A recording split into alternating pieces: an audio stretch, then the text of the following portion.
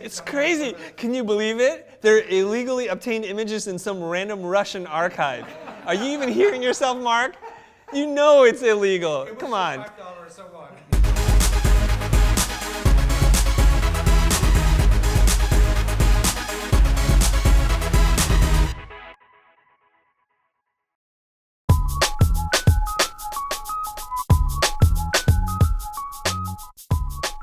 On this episode of The Process, we're going to do something a little bit different. I'm going to start this one off with a story. It was the second year in business for me. This is 1996 or so, and somebody's at the door. I open the door, and he says, "Are you Chris Do?" I'm like, "Yeah, why?" Hands me an envelope. "You've been served." And that is my introduction into the American legal system. Luckily, I was able to meet the person who's going to be joining us on the show. His name is Stuart Carroll.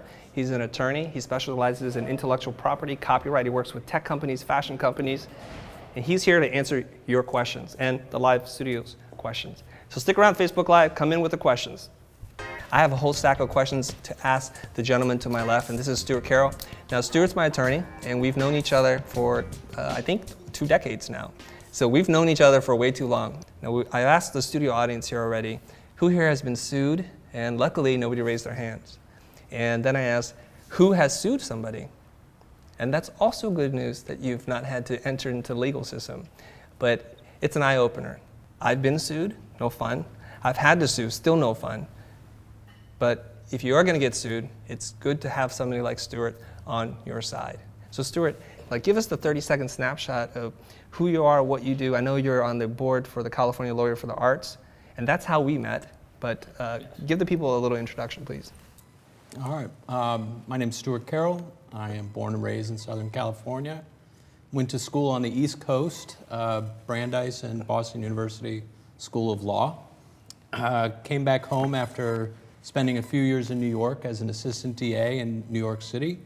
And I opened up my own firm, and it was right around the time when the internet began. And I just wanted to get involved in this new emerging area of kind of online digital technology, art, and see where it was going. And in my own practice, I started working with internet companies and tech companies and entertainment and looking for that kind of merger between kind of the tech and the art and the online space. Had the opportunity to teach copyright law at Pepperdine Law School. And I worked with California Lawyers for the Arts, who allowed me to be a member of their referral panel, and that's how I met Chris. Now, you're a litigator, right? I do both. There's usually litigation attorneys who are the ones that are in court suing each other, and then there's transactional attorneys that are doing the contracts, dotting the I's and crossing the T's. And I got to spend a lot of time in a courtroom early on in my career, when I then transitioned over to doing more entertainment work. A lot more of that is the contracts, the nuts and bolts, the rights clearances, licenses, just the deal making. But I brought to that the aspect of being a litigator, a trial attorney, someone who knows what it's like to be in the courtroom. So I've worked with Stuart in both instances as a person in litigation, and that's how we first started this wonderful relationship. And the second part is doing the contract stuff to help me negotiate contracts, and that's really critical. And I want to tell you something that's unique about Stuart. And so if you guys are out there and you're talking to an attorney, here's how I guide it, because here's what I think, and no offense to Stuart and everybody that I'm about to offend, is that attorneys like to sue each other. That's how they make money, and it's like an hourly profession, right, in some instances. So they're going to be these attack dogs for you, and you think you want that. But what's going to happen is they're going to burn through your cash really fast. And the one takeaway that I got from the legal system, seeing it up front and close, is that usually the person who has more money, more time, and could care less will usually wind up on the better end of that. So being a person who's in business for only a year and a half and getting sued, basically we were running on fumes the entire time. It was literally just my wife and I working at that point. So I had done something that I thought was fairly innocent. And I'm going to talk about this. And as my attorney, I expect you to stop me if I'm going to say something that's going to incriminate me later on. So here's the story. Okay, in the early days, it's like the wild, wild west with the web. and I worked on a company for a large hair, beauty, cosmetic company. At that time, there weren't that many people doing it, so getting press wasn't that hard to do. So a gentleman called me up, probably sent me an email and said, hey, we'd like to feature you in a book. Great. And then he sent over contracts. They wanted to see or profile the work that we had done for this large beauty, fashion, cosmetic company. This was web design work. Web design work. To be able to feature the work, he had me sign a release. You have to sign a release. I have to grant him permission to use the work. So here's what I said to him. I said, I don't have the rights to assign, but whatever rights I do have, I assign. You're going to need to talk to my client and get that from them. So I'm going to introduce you guys, and that's exactly what happened. I called my client, a marketing director, and I said, would you guys like to be featured in this book? I think it'll be good for all of us. And they say, sure. And that's the end of that conversation. So the work gets done, and it gets produced into a book. I signed, and this is my first mistake, I signed the document saying, I grant you the rights to use this, okay? And that's the end of the story. You know, things change, things happen. Companies move. The ownership changed at this company. The leadership changed, I should say. Now they see this book out, and you turn to the page featuring this particular website that I designed, and it said something like the client handed us a box of images, and we had to kind of sort through and figure out the game plan together. So it didn't paint them in the most flattering light, like they didn't know what we're doing, but I was just being genuine and authentic and just saying literally like how it went. Well, somebody on the team didn't like that. At this point, we weren't working with this client anymore, and maybe they were feeling not happy about this anymore. And so then we got hit with a copyright, like kind of the worst lawsuit you want to get into, a copyright infringement. And was there defamation thrown in there too? I don't think they did that. Okay. But that was what you believe to be the motivation behind Yes. it. But they hid behind the copyright. So I think, and this is pure speculation on my part, one is they didn't like the way they were being portrayed. And two, maybe they wanted their money back because they had another firm and they're building the next version of the site. Whatever it was, we wound up in court. And that's really like how my introduction into the whole system, I was thinking, and Stuart advised me at that time, because I was upset. I was like, you know what? I know I had a part in this, but I'm not like the sole guilty party. And the reason why I say that is because I literally sent the author none of the assets that he had to use in the book. None. It came from the client. So the client was like, we never signed off on anything because legally they didn't. And sadly, and there's no reason why the author would have kept this, but there was a FedEx waybill. And he says, I keep these all the time, but this is the one time I can't find it. I've gone through all the paperwork. I can't find the FedEx waybill, because that would at least show that there's no malice, like I'm not trying to do this. And they actually participate in the process. It's just he didn't follow through with the paperwork, right? So now we're in this kind of three-way lawsuit, and everybody's getting sued. It was four-way. It's a four-way with the publisher. The author, the publisher, your old client, and Blind. Right. So fun times. A lot of lawyers. And I remember when I called Stuart, he asked me, do you have insurance? I don't have insurance. I'm a year and a half. We're going to go bankrupt any second now, right? What was the point of all this? And I remember talking to Stuart, and he told me the other guys have an attorney, a legal firm, maybe even in-house counsel. This is nothing to them. And so here we are. Guys, I want you guys to keep this in context. It's 1996. I'm like a year and a half out of school. I'm a year and a half out of school. And the lawsuit was for $100,000, wasn't it? I think they just said at a minimum. So $100,000 lawsuit, you know what I was thinking in my mind at that time? I just want to go out of business because this is not even worth it. I'll just declare, I'll just close the business and forget about this. It's not even worth it. Luckily, we went through it all, and what happens a lot of times in these cases is you settle out of court. And I was thinking, you kind of hold on to that, no, it's about doing the right thing, about your principles, and I want to make a principled decision. And this is what he told me. He says, we can fight this, and I'm going to spend as little of your money as possible until we get it to win. And I know we can win it, but there's no guarantees in life. But here's what's going to happen. You're going to spend about $30,000 with me, and we'll win it, most likely. In the unlikely event we don't win it, now we're into serious money, okay? So if we win it, well, what's my recourse in terms of suing them for attorney's fees? He said, it's good, but we might not get that either. And now time's gonna go on, and you can't focus on your business, and I know this is stressful for you. As much as I wanna fight this for you and make a ton of money, I don't suggest we do this. Let's settle. to me, it felt like a loss to even give these people a penny. Right. Because I think I can beat them. You know how they say things settle out of court? This actually settled in court. You remember this? Yeah, I remember. We I remember met the whole thing. in chambers of a federal magistrate judge in the downtown, the old courthouse on Spring Street, which is just magnificent. The high ceilings and the wood panels and everything. He's an attorney. It's everything you think of. It's a building, dude. I want to spend as little time in this building as possible and get out. But go on. The magnificent building. And the federal judge, you know, he had to settle everybody. It wasn't just us. He had to get everybody else to agree, and he did it. He was a good magistrate judge. He was a good judge. And we settled in court that day, and that, you know, you were able to move on with your business. I had to do depositions, guys. Yep. You don't want to do any of this stuff. I had to produce records, anything that I can find, emails, and disclose every single thing. So I'm going to just jump into the questions that I think are most relevant to our audience, okay? First question is this, and this is going to touch a lot of nerves here, I believe, is the client has gone MIA, missing in action on payment.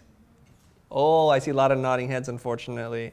So what should I do? What course should I take now? Well, the first thing I would ask you is, what does the contract say? What contract? Always a problem when there's not a contract. And often it's because the client and the designer are not on the same page. For some reason, there's a disconnect, and the client feels they're not getting what they wanted, and the designer says, I delivered what I was supposed to. But the only sure way to make sure that the client and the designer are on the same page is to sign the same page. Get a written contract. Can I ask something? Yeah, you can ask something, but we're going to get you a mic. Hold on. We're going to get you a mic. Mark's got a question already. So we do have a contract for our clients. What happens, though, quite often is actually we have a clause in there. If a client doesn't pay or doesn't show up over a certain time, then he's still liable for, or he still has to pay for the remainder of the agreement. Now, what happens with the signed contract is usually it gets sent out as an email attachment, a PDF file, and my understanding is if they send a retainer check, then this is considered an acceptance of the contract. Is that correct or not? Because quite often Okay, now this is a lawyer, so he's going to give you the full-on legal explanation. So let's hear what he has. You have an implied contract where the terms are in that contract you sent out, depending on the language of the contract. If it says, here's the contract, you can accept it by sending me a check, well, that's pretty obvious. But sometimes it's not so obvious. You would argue, well, that's, we have an oral contract and these were the terms and you accepted them by paying me and letting me start to do work. You're still better off getting a signature. And these days, I just tell people, print the document, sign it, scan it, email it back. You don't have to wait for a wet signature.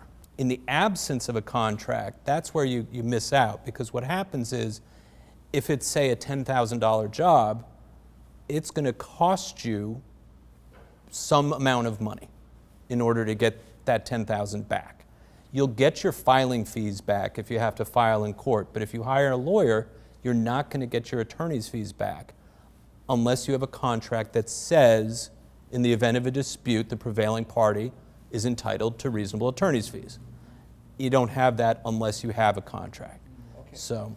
Did an attorney write your contract? Yes, it was set up by an attorney. So you have a boilerplate service agreement contract that you use for all your transactions? It's a standard page that's always attached to whatever estimate, proposal, agreement goes out. So let me ask you this question. That clause that Stuart just mentioned, that in the event of a lawsuit, the prevailing party gets attorney's fees. Is that in there? I'm not sure. I need to double check with that. Yeah, that's actually an interesting point. Never thought about this. Yeah. Okay. So if your attorney is any good, because I'm going to guess that a lot of you guys downloaded a template off the internet somewhere.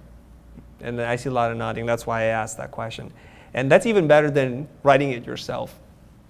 And then that's even better than not having one. Stuart's brought up a lot of different things here. So have a contract, have it signed. That's the best thing you can do. And have an attorney write it for you, review it at least. Okay? Now, people are thinking they can't afford it. how to do this now. So what is it? How much is it going to take to draft up a template that they can use? What's your, put some ballpark numbers around this. Depending on your business and how easy it is to figure it out, you're talking maybe 2 or 3 hours of an attorney's time to sit, get an understanding of what works for you, but also what works for your clients. Writing an agreement that your clients will never sign doesn't do much. But it's not an overwhelming amount of money. It's an investment. Just as you invest in your lease and you invest in your computers, investing in having kind of a legal infrastructure for how you're going to run your business and what your terms and conditions are, that should be part of your business. And depending on the nature of your clients, there's certain ways to get paid if you've delivered something and you haven't been paid. Well, maybe you have an agreement that says any license I've given you to use these materials is contingent upon you paying us. But oftentimes they'll say, well, I don't want to use it. I didn't like your work, I don't want to use it, and I don't want to pay you. And that's where you have a decision. Do you really want to go after that person who's dissatisfied? And especially in today's world, do you want to do that? What we try and do on the creative side is try and get paid as much money up front as we can, because that, at least we can cover our costs. If we can get 1/3 to 1/2 before we begin of the total fee for the project, then a lot of times we'll say, all right, the client's not happy, they're not asking for their money back, they just don't want to pay the balance, and then maybe you walk away. The problem will happen if you're an up-and-coming creative designer and you say, I want to get the work. I want to get the work. I'm going to get started before I even have any of these formalities done, and they're going to be so happy they're going to pay me anyway. And then you start doing the work and you do all this work and then you don't get paid, and that's very frustrating. Look, the idea is this, you guys. You're most productive when you're out there making your stuff. We don't make money when we're sitting up at night worrying about how much money we're burning with an attorney, whether or not we're going to get paid, whether or not we're going to win, or if there's a countersuit, because now you're opening yourself up to lots of different things. So spend the 2, 3, 4, 5 hours with an attorney. And an attorney in California, Southern California, can you just give me a little price range so they can do the math? Probably starting at, say, $150 to $200 an hour. And that's at the beginning? And anywhere up to, $800 an hour. So there you go. So it's going to cost you anywhere between $700 to, say, $1,200, $1,500 to get your contract. And once you have that, I think most attorneys will give you the document. You can edit, put the different names and dates in there, and then see attached Exhibit A kind of thing, and that's your deliverables, right? Something like that. Yeah, we'll do it as a statement of work. Yeah. Or delivery requirements. Just the lesson that I learned from Stuart and the many years of working together and coaching and all that stuff from Kier is, it's nice to be right, it's nice to be popular, and it's nice to be liked. But it's better to get the job done. Okay, so you can sit there on your high horse and podium and stand on your soapbox and say whatever you got to say. This is about setting precedent, and this is what I'm going to do, and I'm going to show that client. And you won't be making money. It'll stress you out. It might strain your personal relationships. No money's coming in, just money's going out. So at some point, I just want to get the job done and move on with my life. And I chalk it up as, you know what? You know a funny feeling I had in my gut about that client that told me not to take this is going to get ugly? And I told that voice in my head to be quiet. I paid that price, and it should hurt. And that's my lesson, and that's how I look at it. And I'm going to move on with my life. You had mentioned work for hire. Let's just clarify that really quickly. Tell them what work for hire means, because there's a lot of people tuning in. Okay, work for hire is when your employer owns the copyright to your work. Copyrights are owned by someone other than the author, the person that creates it, in only one of two ways. Either the author assigns it to a third party, to someone else, in a written agreement that has to be signed by the author, or it's created in the course and scope of a work-for-hire situation. The work-for-hire situation can be simple, employer-employee. When I say employee, you know what I mean. I mean, you get a paycheck and all your taxes are deducted and you're working at your employer's place of business on their equipment, doing what they tell you to do, and and they're going to own your work product. The other way is subject to a work for hire agreement. Work for hire agreement simply says, you're going to do this work for us under a work for hire agreement, whereby we're going to own all rights to all the results and proceeds of your work product in perpetuity, in all formats, throughout, we used to say the world, now we say the universe. Now known or to be invented. It's like it Now covers known it. or hereafter devised, Yeah. or yes. We own it. But we own it. All right. There's a question coming in from the internet, from Facebook, about non-disclosure agreements. It's one of our questions, but I want to make sure that the people that are watching get their questions answered too. Non-disclosure agreements, should I sign it? What am I signing away? And how should I follow that? Well, non-disclosure agreements are rather common, and it just usually the boilerplate one will simply say, we're going to share some business ideas amongst ourselves, between us, and we're going to agree not to disclose it to anyone else for any reason, and we're going to keep it confidential unless, through no fault of our own, it ends up in the public domain anyway. The question is, do I sign it, do I not? Well, generally, if someone's asking you to sign it, they won't do a meeting without one. So you have to ask yourself, what am I going to lose? What am I going to be pitching or disclosing that might be taken from me? And what does the non-disclosure agreement say? If it simply says we promise to keep it quiet, and any disputes will be here in Los Angeles, fine. The hard part I find for non-disclosure is that creative artists want to tell people what they're working on because it's exciting. You guys are and so it's fun, gossipy. and You're so gossipy. Okay, so that leads us to this whole thing about non-disclosures. I assume you guys are talking about that because here's the question. How can you protect your work from being stolen? And I have a scenario, and I'm going to present it to you and see what you think of it, okay? All right. And then what do you do if this happens? So those of you guys that work in the motion industry and we're pitching all the time, whether you're in networks or TV advertising, and so you do a great job, so you think, and you submit your work. It's all speculative, meaning there's no guarantees that you're going to get the work. They say, well, thanks very much, we appreciate the work, we just went a different way, and you're bummed out, whatever. And lo and behold, fast forward 2-3 months later, you're like watching The Walking Dead, and then boom, that thing that you didn't get looks 90% like the thing that you submitted. Take it away, sir. The thought, people do believe they've been infringed upon, their work has been taken often. What I have found as an attorney being on the receiving end of seeing people's creative ideas is oftentimes certain situations, they naturally stimulate certain ideas, and those ideas can kind of be the same from person to person. And what copyright law protects is not your ideas, but the expression of the ideas, how they're actually done. So the ideas are said to float in the wind, but it's the work, it's the expression of those ideas that matter. If you just said, I have an idea, and someone says, gee, we could have similar ideas, it's certainly possible. It's when you express that idea, if you come up with a logo or you come up with a particular unique costume, and it's the uniqueness that makes it more protectable. The more work you put into it, then you do an analysis that's called substantial similarity to see the two things, the two prongs of a copyright infringement lawsuit. Whether someone had access to the work, well, sure they did, I gave it to them. And the other is, are they substantially similar?